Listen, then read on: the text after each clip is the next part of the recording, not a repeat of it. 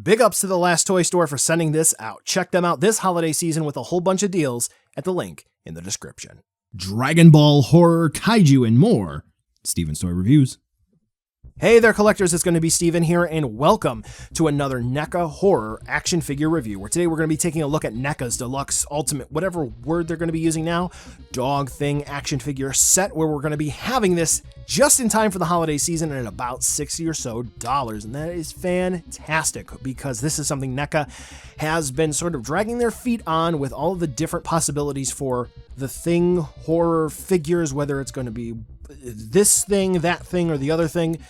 This is awesome. So with this set, we do have two different forms. We have the more so proper dog, and then we have sort of the mutated dog thing that are both included. So you only have to buy one if you're looking to pick this up, but maybe it's going to be worth buying two because there's a nifty little feature that's not directly advertised. What's that? Well, let's take a look to see whether or not it's going to be worth adding into your collection. So first and foremost, I do want to go over the actual clamshells that are included in the box, just so this way you don't lose anything in the event you do open something up and stuff goes flying everywhere. So here's going to be the first tray, which is going to have the two main bodies for both of the forms of the dog thing. And then we're going to have one tray that has a little vest that the dog can actually wear with the different spider-like tendrils. And then we're going to have the other tray, which has all the different tendrils and whips and vines and stuff. I think you know what I'm talking about here. It does also include a little instruction sheet, so this way you can see where everything plugs in, and you basically don't need the review anymore, right? Yeah, you still do. All right, so the review is going to be built a little bit different than my normal reviews, but it's going to make sense because there's so much to talk about, so let's go ahead and do a 360 spin view of the actual dog in and of itself. Pretty cute dog. Has it been reused before? Some will argue in the comments yes, others no. Who cares? It's the dog that we get from the thing. Cool. Now, after this 360 spin view, you've been looking at it for a little bit. We're going to go into the articulation just a bit. This is basically going to be very simple and straight to the point. Either we're going to have double axis or barbell style ball joints for parts of the articulation, or we're going to have ball joints with hinges for the other points of articulation for this figure. It's very straightforward. As a matter of fact, if you're familiar with Kyoto Revoltex, then think of the same sort of design philosophy. All of the joints are basically the same because all of the attachment points are pretty much interchangeable. Now, when it comes to the dog thing here, the number one rule that we have to follow for using the head is that we have to pop the head off, and then there is going to be this little meat stump that we have to pop in. So once we pop that meat stump in, we have two different tongues, and then we have the exposed skull, which just slides in over either of the tongues. And then once we have that in place, then congratulations, we're starting to mutate our little dog. Now, you don't have to have the skull there, and as a matter of fact, that skull doesn't actually plug in. It just kind of sits there and looks pretty. As pretty as it can be, but it is creepy, and quite frankly, that skull not needing to be attached is actually pretty cool, and maybe you can use that for one of your Predator displays or another horror diorama situation or whatever. Now that we have that already set up, it's time to take a look at that little slip cover vest thing, if you will, that this version of the dog thing needs, and we're also going to need to bring in an accessory which was not included, and that's going to be the hairdryer. While you can use hot water, I do recommend the blow dryer because that is going to be easier to move around the blow dryer for wherever you're at. If you're in the studio like me, you can use it here. You don't have to keep running back and forth to your tap or your microwave, so forth. So I always recommend picking a blow dryer up. Now, the way that this sort of works is that there is a piece of plastic that slides over the back of the dog. And then we do have these spider-like little legs, tendrils, whatever, that plug into the dog's back. Now, they're going to be little ball joints that have hinges on them. And here's an issue with pretty much the entirety of the set wherever there's going to be a hinge. Stuck paint. They use really thick red paint to keep everything in place, and because of that, I had to heat pretty much everything up, and I had to crack it, which is why in this review, and in a few other reviews recorded around the same time, you're going to see little flecks and specks of red paint pretty much everywhere. Now, for these particular legs, they have very straightforward points of articulation, like I said, ball joint, so they rotate and rock around, and a hinge. Now, I'm trying to show you that here, but I'm also showing you the difficulties that I'm having with those stuck joints. Now, after that, a 360 spin view, and I'm also showing you that there is another tongue that is included as well, and that's going to be a long one. In addition to the ball joint and hinge system that it has, there is going to be a bendy wire, which is included as well.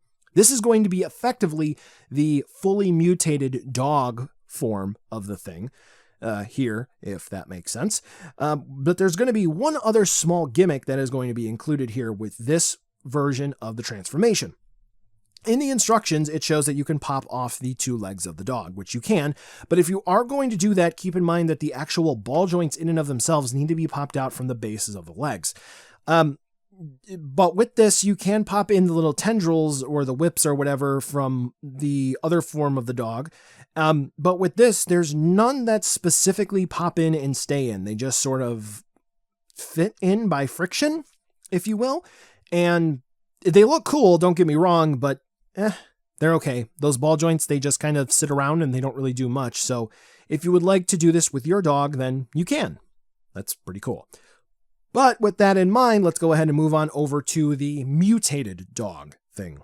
Here we go. This is going to be the one that pretty much takes over the rest of the camp and is the one that is probably the most iconic dog in the movie. Yeah? Yeah. All right. So this meaty lump thing here, we actually got a lot to talk about. And all right, throw your mind in the gutter because honestly, there's not really many other ways that I can talk about this, which is actually kind of sad. So we have a 360 spin view, all of the meaty, sinewy bits. Okay, looks really cool. We have a few different limbs that are sticking out in different directions, and the articulation there is really straightforward. We do have a ball joint at the base. We do have a swivel and hinge, just like pretty much the rest of the joints on this figure, which I'm going to show you a bit of the articulation right here. So as you can see, the mouth opens and closes for the dog proper, a system of ball joints. You're seeing how the limbs move. There are going to be just a couple of rules here for this meaty lump, however. There is going to be an extra lump that you can attach on, and that is going to help with some of the other attachment pieces for the different like whips and the vines or whatever you want to call them for the thing. But then when it comes down to that as well, keep in mind that there's going to be a rule for the different attachment parts for the thing. If it uses a ball joint, a double axis ball joint, basically that's going to be the only joint that can go in there, okay?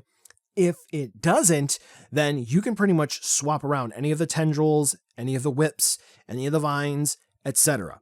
So when you're looking at the instructions and it says this specifically needs to go in here, this specifically needs to go in there, they're not hard and set fast rules, because once you get that all situated and set up, here's kind of what the transformation sort of looks like when you have everything all said and done.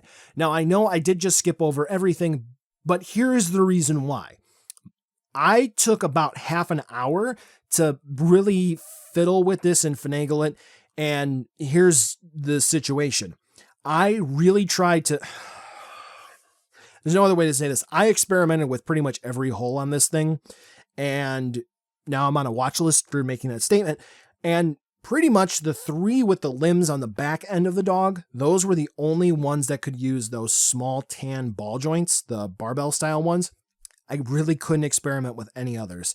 Now, if I did have a second dog thing set, maybe I could, but realistically, the arm set, that is going to go on the back where there's going to be sort of like that little razor blade looking limb for the dog thing. You're going to pop that out, and keep in mind that in the movie, the right shoulder for that arm is going to be positioned up and the left one is going to be positioned down. Now, keep in mind, one of the little whips that the dog thing does have a bendy wire in it, so you can move it in all sorts of different directions. Just please be careful with it, though it does have 2 different attachment points, and those do have formal points of articulation. Now, when it comes to the little V that I showed you, it indicates that there's going to be standard points of articulation, but at the same time, there's actual sculpt over it, so I'm not quite sure exactly what the intention here is. Like, literally, it looks like there's a hinge, but at the same time, there's actual sculpt over the hinge, so it doesn't make much sense to me. So I'm just going over the articulation here one more time in case you need it. I'm showing you the arm articulation, which is relatively straightforward. The arms plug in on effectively what the shoulder would be on a double axis barbell style ball joint. We do have that, which comes on up to a hinge, which again, we do have swivels. Another hinge where we swivel there, and then we have wrist hinges and swivels, and then the fingers do open and close as well on hinges, which is actually pretty interesting. Now, something that I will note is that some other people who have picked up the set have said that because of the hole, the little mouth on the bottom of the dog thing, one of the little tendrils prevents it from laying flat. There are actual grooves that are there that allow one of the tendrils to sneak out. So you can actually have one of the tendrils just kind of jet out from there, and that allows it to sit flat. However, there are not enough tendrils included in the set for every single hole, so it seems, because I've used them all, and there are still some exposed holes on the bottom of the meat of the dog. Why do words? Size comparison. Here you go. I threw in a McCready here just so this way you can get an idea of how big everyone is going to be if you have them on display. So if you do collect some other action figure lines, then here you go. All right, buy now, skip, or wait for a deal. I will advise you of this much. Get a blow dryer or a very low temperature heat gun. It's kind of contradictory, low temperature heat, because with all of the different holes... with all the different holes that you're going to be playing with and putting the ball joints in and out of, it's going to be very difficult and taxing on your fingers. I'm recording this audio the day after, almost 24 hours after fiddling around with both forms of the dog thing, and my thumbs still are killing me from all the popping and pulling that I did and having to free up all of the very small joints that were stuck together because of the paint, most particularly the hinges. And you also don't want to break anything. That is going to be the main concern. Simultaneously, the plastic is very soft, but it is very rigid when it comes to the joints, and they just simply don't want to move. I think this is a really fantastic set. I just don't necessarily think it lands on the mark exactly as it needs to. I'm not saying to not buy this. There's just a lot to talk about here, and I think this works better sort of as a static object instead of an action figure. Good in concept, not the best in execution. If I had to score it out of 10, I'd give it a 7. It's not bad whatsoever. Just kind of a bit of a head scratcher as to why there was an action figure-like approach specifically to here, but it's definitely worth the purchase, especially if this means we'll get more things. With that being said, I feel like I have to go wash my mouth out. Never thought I'd be saying meat, holes, and dogs as much as I did in a toy review.